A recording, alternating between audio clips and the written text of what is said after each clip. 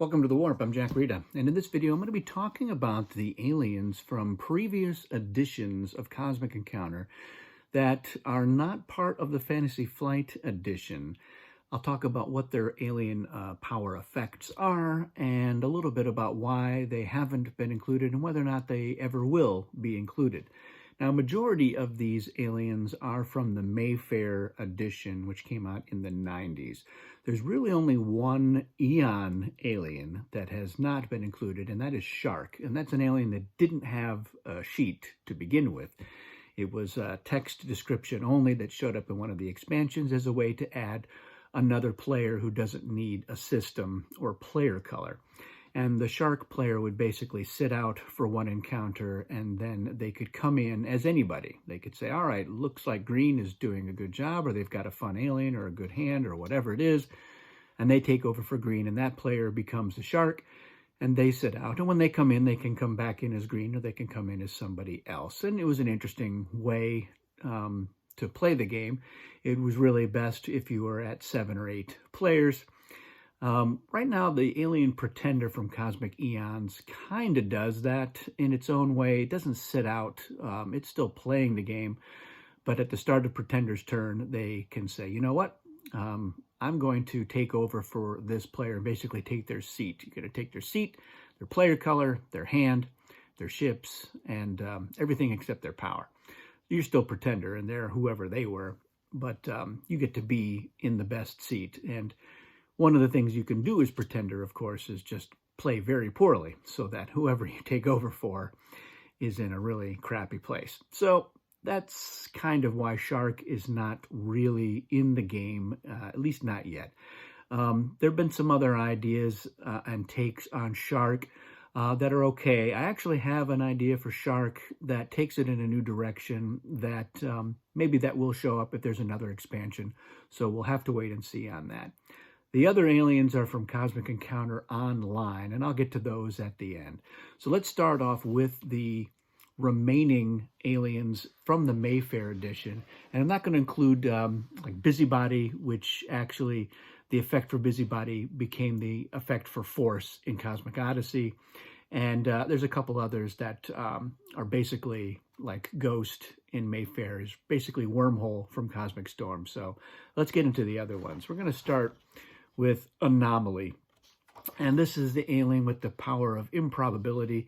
The way it works is once per encounter, when you are involved in a random event, except drawing a new hand, you can cancel the event and do it over again. So it lists some examples here. You can cancel the destiny if it's your turn or your color comes up. You can cause compensation to be taken again, whether it's you taking it or somebody taking it from you. Or discard a group of cards from the deck that you get as rewards. And then it says, and so forth, which, what does that even mean? I don't know. I guess other stuff from other variants, maybe. So like drawing a new technology, you could apply it to that. It just, for me, the reason that Anomaly was never under consideration for like Cosmic Dominion or Cosmic Odysseys, I just don't find it that interesting. It could maybe work as an Essence alien, but I kind of feel like Negator really does a lot of that already, and it does it in a much better and more concise and explicit ways. So I don't expect to ever see Anomaly added to the game. Even if you made it a little more interesting, I just don't know that it's going to cross the finish line. Our next one is Berserker, and this is an alien that a lot of people seem to like it. I never really warmed up to it myself. It's the power to go berserk. When you're the offense, so it's only an offensive-only alien, you can counter any and all players on a planet in the defender's system. So if you can say, I'm going to point the hyperspace gate at this planet in the system of Destiny that has a bunch of players already on it. So you can attack a whole bunch of them and really target their foreign colonies. Players under attack cannot ally, but all of the attacked ships will count towards their side's totals. And if you're attacking all the players, you pick one of them to be the defense. In addition to this, anytime you play a negotiate card, it's treated as an attack 15. So the two reasons why I'm not a big fan of Berserker. The first is that you're kind of putting yourself at a disadvantage by attacking several players. It means that there's more ships for you to have to deal with and fewer allies on your side. So for me, it doesn't really make a lot of sense to make it harder for you as the offense to get a foreign colony, just so that you can maybe drop some other players' scores down. It also means you have to wait until later in the game and targeting a system that's already come up before, where you don't yourself already have a colony. And so, yeah, that doesn't come up that often. You're not going to get that many turns in a game of Cosmic Encounter. So you might not ever really get to use that ability. And then to not be able to make deals is kind of a handicap as well. And there's already an alien, and it's one that I designed, and it's kind of a mixed bag, and that's Warhawk. Never negotiates. If I were designing it now, I would probably look at ways of altering that, because deal making is a really important part of Cosmic Encounter. So maybe carving out some kind of an exception for allowing yourself to make a deal, or choosing to have that negotiate count as a morph or an attack, whatever. Let's make your negotiate cards into attack 15s also feels kind of arbitrary to me. Why that number? I just was never a big fan of that. So I don't expect to see Berserker ever join Cosmic Encounter either. It just doesn't seem that good to me. On the other side of the pendulum, we have Connoisseur, which a lot of people think is maybe too good of an alien. This is the power of refinement. Whenever you're entitled to draw from the cosmic deck, including at the beginning of the game, you're going to draw twice the number of cards. And after examining them, discard half of them. So anytime you're drawing cards from the deck, you're getting twice as many, and then you're keeping the ones that you want. So yeah, if you're drawing 16 cards at the beginning of the game and then picking the best 8 to be your hand, that's a pretty powerful effect. It's not a bad alien, but there already are a couple of aliens that have a similar thing going on. Perfectionist in some ways, especially the original one from Cosmic Eons, kind of does that. It draws replacements after getting rid of some of the ones that it doesn't like. The one in Odyssey is a little more tame, because some people find that Perfectionist was too powerful. So a similar kind of thing there with maybe it's too powerful, it's too good. So because it's not original enough and is considered by some to be too powerful, Connoisseur is not going to be ever part of Cosmic Encounter. Next up, we have Entrepreneur. And Entrepreneur is a lucre alien, or what would be considered a Lux alien if it were ever included, which, well, probably not, because power to invest, you begin the game with 5 extra lucre. Whenever you put ships into the hyperspace gate, you may put some lucre in instead. Lucre acts as ships for purposes of resolving the encounter or for compensation. If you're on the winning side, you're going to double your lucre that you committed. And then, if you lose, then your lucre is lost. You can't exceed 4 in terms of a combination of ships and lucre. So it's really hard to, we didn't include any Lux aliens in Cosmic Odyssey, and that is because you can't have a Lux alien unless everybody playing is using Lux. This differs from an alien like Engineer, which came in Cosmic Dominion and uses the tech deck, but it explicitly says you don't have to have the tech deck included to use that alien. Similar in Odyssey, we have Gremlin, which uses the hazard deck, but you don't have to be normally using the hazard deck. Gremlin can successfully use it on its own without it being part of the game normally. Lux just doesn't work that way. So you must use Lux in that game to include this alien.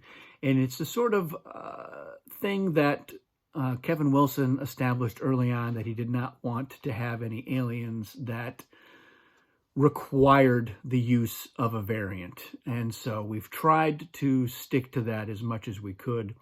And I think the way that we got away with it with Engineer and subsequently with Gremlin is because it does not require either of those variants to be part of the game. So Entrepreneur can't work unless you are using Lux in the game.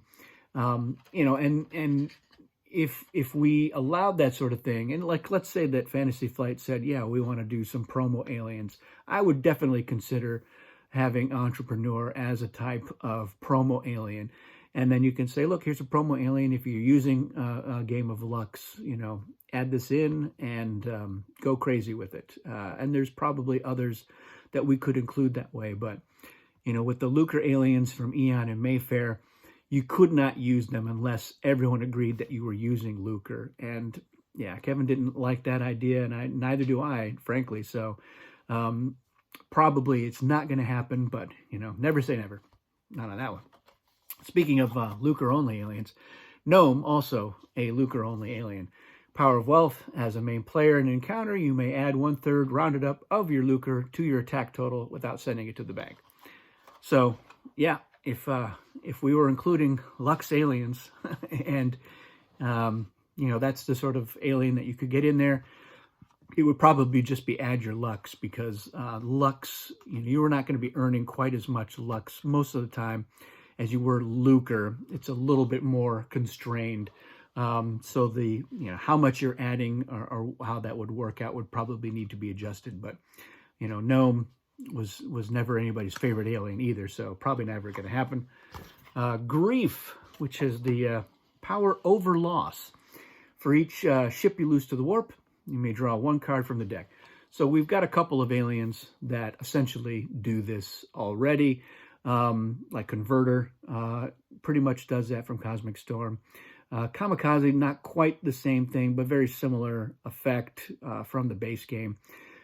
So it's a card drawing alien, which we've kind of given ourselves the edict to try to avoid adding more card gaining aliens to the game if we can help it. If there's some other effect that's going to take preference over something that kind of does what a lot of aliens already do. So no to Grief.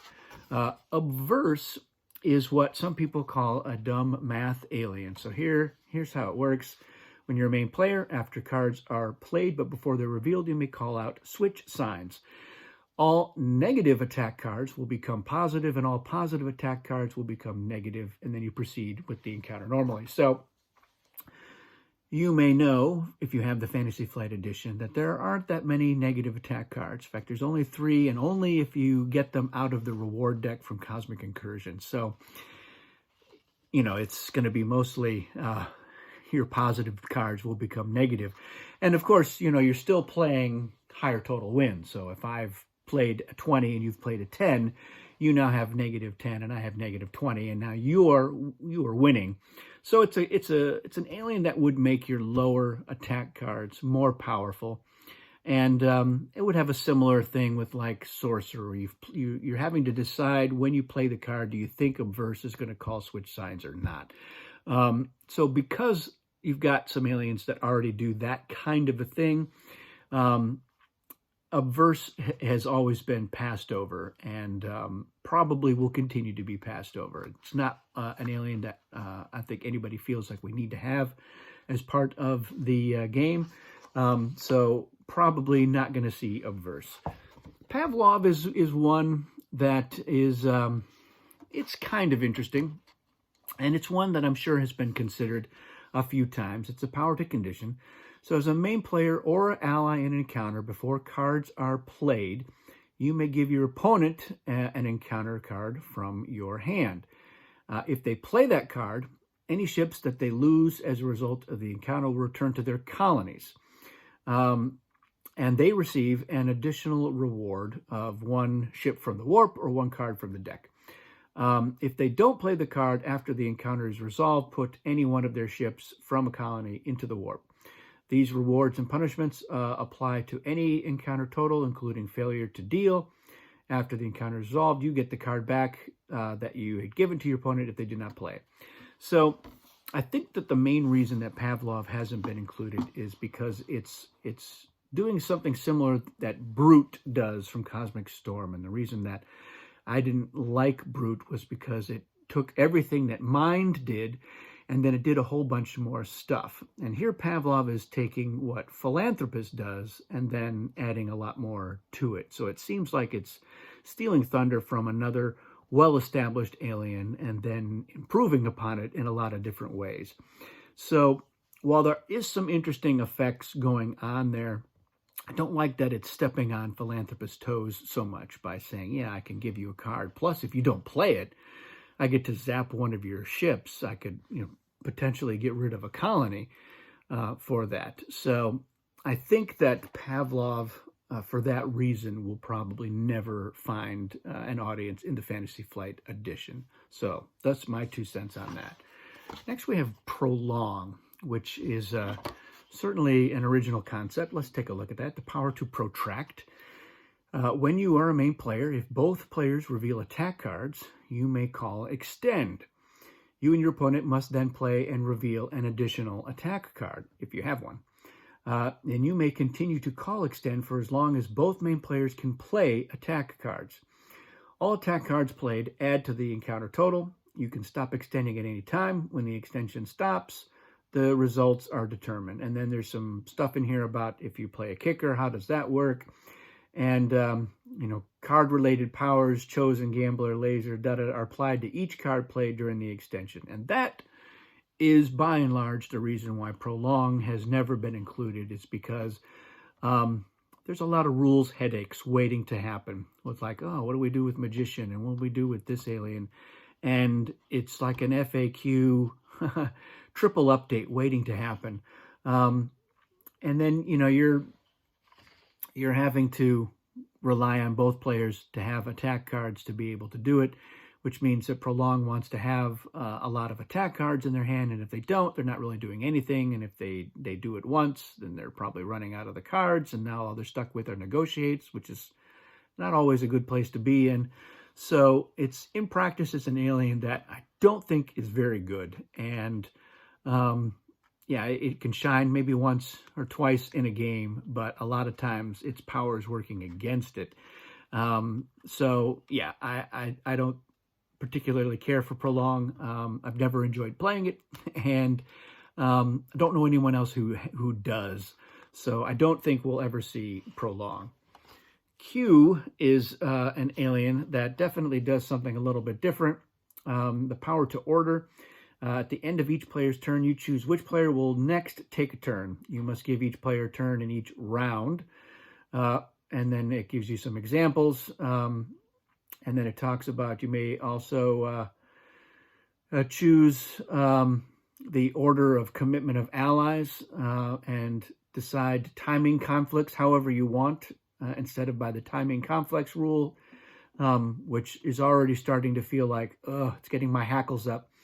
And you can accept bribes according to the rules for deals, except you cannot gain a colony. So cards.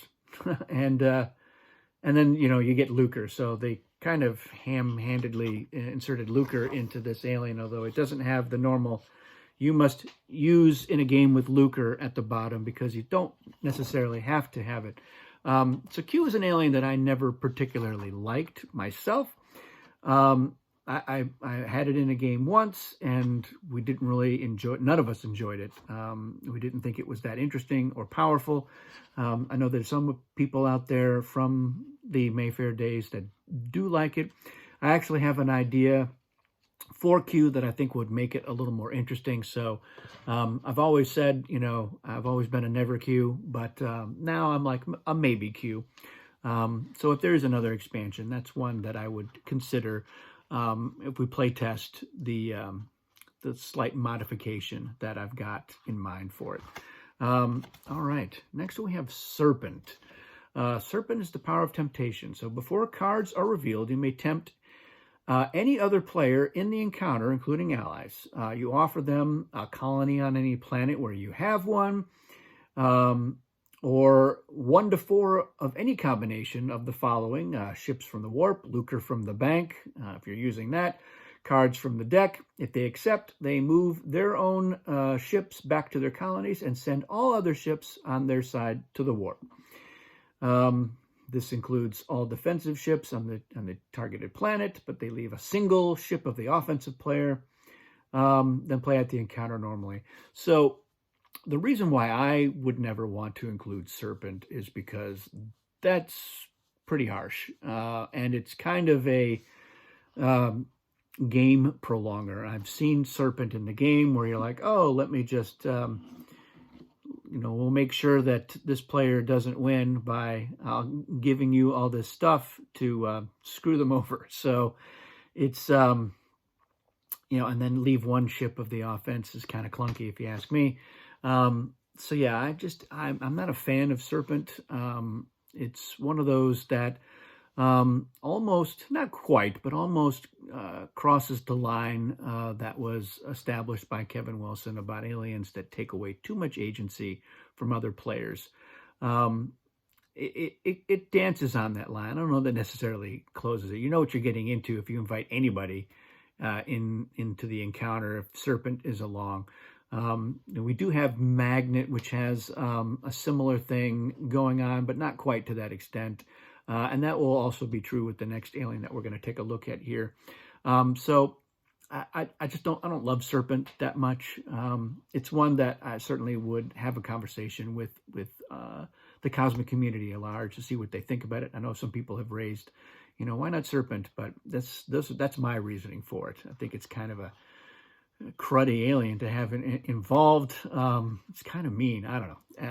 That's how I feel about it. Subversive, similarly, the way this one works is as a main player, after encounter cards have been revealed, you may take the ships of one of your opponent's allies and move them to your end of the hyperspace gate. The allies' ships are then treated as if they had allied with you. So yeah, it kind of doing a little bit of what Magnet can do. If you have allied with the other side, Magnet can pull you to their side, although Magnet's doing it before you've revealed your encounter cards. In practice, what Subversive often has done is, well, I'm definitely losing this encounter, so I'm just going to hose over one of the opposing players so that they also lose. It doesn't really, not often enough does it change the outcome, because, you're talking about bringing 1, 2, 3, or 4 ships over, and it's usually not 4. So a couple of ships, you're usually losing that encounter by more than 2 or 3. So all you're doing is just taking somebody to the warp with you, which I guess is okay, but I don't know. It's just kind of like, this is an alien to be a jerk, and that's its whole point. So yeah, I'm not a fan of Subversive, and I would never advocate for including it. Vampire is certainly not a bad alien. When you win an encounter as a main player, do not send the opposing ships to the warp, rather take them and invert them, which you can't really do with the Fantasy Flight ships very well. And keeping them as your own and distributing them among your colonies. These ships act as yours until they're freed by a Mobius tubes or warp break, when they go back to their rightful owners. So the reason that there's no vampire in Fantasy Flight is because it's a lot like Fungus. You're capturing them. Fungus has some more restrictions. They've got to stay with the ships that were in the encounter. You're kind of sucking up there rather than just gaining them and then putting them wherever you want. So again, it doesn't really forge into new territory very much, and that's why it's not in there. Plus, it's a little harder to implement because you can't flip those ships over. You'd have to have some other way to indicate these are my vampire ships rather than they're your normal ships. And you probably would be stacking them under them or using another player color as a way to mark them. And it's just a lot of work for not getting anything that's particularly original. And our last one from the Mayfair edition is Wraith. And Wraith, again, it's not a terrible alien. At the start of the game, you're going to place one ship on each of your planets, and the remaining ones will be in a hidden reserve where you can access them. And as the offense, you're going to always place one ship in the hyperspace gate and commit 0 to 3 more by secretly setting them aside from your reserve. After announcing your intention to ally, again, you'll secretly set aside your ships you're committing to the encounter. And so basically, you're revealing, oh, I had two ships in there, or two more ships, which again is really it's not that great. I mean, here's an alien that, is kind of doing what Sloth does.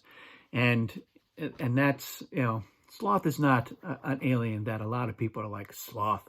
It's one of my top tens. It's really not.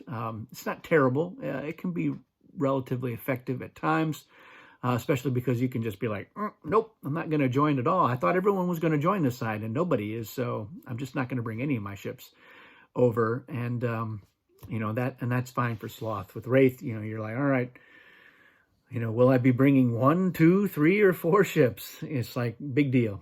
So it's really not that interesting, and that's why that one was never committed. I don't have any sheets for the Cosmic Encounter Online aliens, but I'll talk a little bit about them. So we have Brat, which is the power of impatience, and the way it worked was it could decide to skip one of the phases, so the regroup phase or the planning phase or something like that. It's not an alien that is particularly fun to have in the game. And again, it causes a lot of potential rules headaches. Like, well, what do we do here? I can't do this because we skipped that phase. Or can I? Or should I be able to do something else? It's just not worth the effort. So that's why that one was never strongly considered. The next one we have is Dork, which is the power to annoy. And the way that Dork worked was... you'd launch your Dork alien image and it would move around on the screen blocking stuff so that your opponent couldn't see. And that's, I'm sure there's a way we could come up with something like that for Fantasy Flight, but I think it would just cross the line into ludicrous territory. So there will be no Dorks in Fantasy Flight Edition. And then there was Martian, which was basically you have the power to tell somebody else they don't have a power. It was the power of reality, and it shuts off other people's powers. And that's kind of like, it's taking away agency. Most of the fun of Cosmic Encounter is, here's my alien. And so to be able to essentially cosmic zap aliens that often, it's probably too much. I don't think it would be that much fun. It's not an experience, I think, that a lot of players are clamoring for. So it is a unique effect, but it's just not one that's terribly desirable, I think, in the big picture. So no Martian. And then the last alien was kind of a weird alien that came out kind of like in between the Mayfair and Avalon Hill days. And it was the Powerhouse. And the Powerhouse always has more power. They could basically play an encounter card to cancel artifacts. And then they could, once per encounter, they could grab an unused alien and use that alien. I'm not a huge fan of aliens that have these two completely unrelated effects. It's kind of why I never liked Berserker with, like, I'm using a compromise card as an attack 15 and I'm attacking everybody on this planet. There's no interrelation between those two effects, and so I just didn't like that. It just wasn't elegant design, in my opinion. Same thing with Powerhouse. I just don't understand how those two things work together. They're interesting effects, but I think being able to cancel artifacts with encounter cards is too powerful. Not a fan of that. There's really there's no risk for that reward. You're not really giving up anything to be able to just cancel an artifact with, an attack 6 or negotiate. Not a fan. So some other effect, like, discarding flares to cancel the artifacts, that's a little bit more palatable. And then the flares have a more direct connection to the alien power. So I think for me, that would make more sense. I don't mind the secondary effect of, you're using these other alien powers. There's a lot of aliens that kind of do that already. So I might want to play around with that a little bit more. Maybe you're taking a bunch of aliens at the start of the game, maybe the ones the other players didn't pick, and then you're being able to choose when to use those aliens, something like that. But yeah, I would say I don't anticipate the Powerhouse will ever be included, but it's not out of the realm of possibilities. So that is it, to the best of my knowledge. All the aliens that have not been included. One of the big goals for Cosmic Odyssey for the original designers was to try to get some mention, at least, of the remaining aliens from the Eon days. And that's why a lot of those aliens are in there. In some cases, they were revamped because other aliens already kind of did what the original version did. Some were revamped because their original effect wasn't that good, which is why they had never been included before. So it's a mix of that. One of the reasons why a lot of the Mayfair aliens had not been included is because the original designers were not a huge fan of the Mayfair edition in the long run for reasons of their own, and certainly didn't like the idea of rewarding them. But for the really good aliens, I think a lot of the community enjoyed having them in there. So we liked including Phantom, for example, in Odyssey, with a slight improvement. We did use the busybody effect, which is a Mayfair original alien, replacing the Force effect, because the original Force had kind of been covered by the alien assistant, and the original Force was a little too ambiguous. Players just were having a hard time finding ways to effectively use it in a way that was fun and didn't create problems. So other Mayfair aliens have shown up over the years, and like Gorgon and Spiff and several others. And that's because, look, at the end of the day, Cosmic Encounter fans wanted to have those aliens in there, and I count myself among them. So the Mayfair aliens that I do enjoy are in the game now. The ones that I'm not a big fan of are not, and probably won't ever be, but maybe in a couple of cases, if we can bump them up. And that is if there is another expansion that allows for some more aliens. Keeping my fingers crossed and hoping that there will be. So there you have it. Let me know what you think of some of these aliens and why you think maybe they should be included, or ways that you might jazz them up to make them a little more acceptable for everyone. Aliens that did get included that you're like, why? Why did you ever include that? I'm happy to answer questions about that if I know, and I'll make up answers if I don't. Just kidding. Am I? So there you have it. Thanks for watching, and we'll see you again soon.